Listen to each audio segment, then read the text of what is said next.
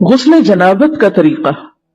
حضرت میمونہ رضی اللہ عنہا بیان کرتی ہیں کہ رسول اللہ صلی اللہ علیہ وسلم نے غسل کا ارادہ فرمایا تو سب سے پہلے دونوں ہاتھ دھوئے۔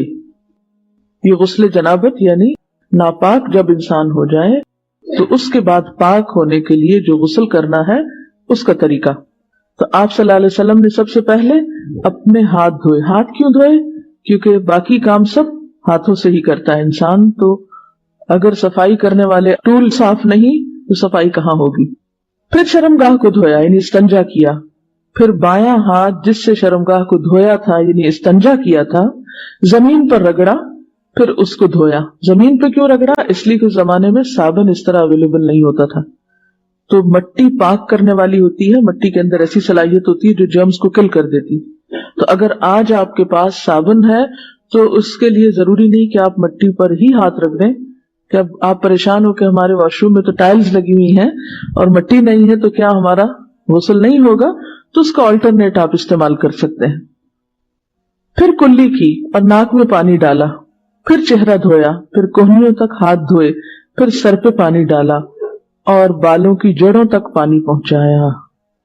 یعنی صرف پانی ڈالا ہی نہیں بلکہ مل کے سر کو بالوں کے جڑ یعنی جہاں سے بال اگتے ہیں اس سارے حصے کو خوب تر کیا۔ 3 بار سر پر پانی ڈالا، پھر تمام بدن پر پانی ڈالا، یعنی پہلے سر پہ 3 بار ڈال کے اس کو سارا دھو ڈالا، پھر پورے جسم پر پانی ڈالا، پھر جہاں آپ نے غسل کیا تھا اس جگہ سے ہٹ کر پاؤں دھوئے۔ تو اس کا مطلب ہے کہ باقی وضو آپ نے شروع میں کر لیا اور پاؤں دھونے کا عمل بالکل آخر میں کیا۔ حافظ ابن حجر رحمۃ اللہ علیہ فرماتے ہیں کسی حدیث میں غسل جنابت کا وضو کرتے وقت سر کے مسے کا ذکر نہیں۔ کیوں؟ اس لیے کہ سر دھو جو لیا جاتا ہے۔ حضرت عائشہ رضی اللہ عنہا اور حضرت عبداللہ بن عمر رسول اللہ صلی اللہ علیہ وسلم کے غسل جنابت میں وضو کا ذکر کرتے ہوئے فرماتے ہیں کہ آپ نے سر کا مسح نہیں کیا بلکہ اس پر پانی ڈالا۔ امام نسائی نے اس حدیث پر یہ باب باندھا ہے جنابت کے وضو میں سر کے مسح کو ترک کرنا۔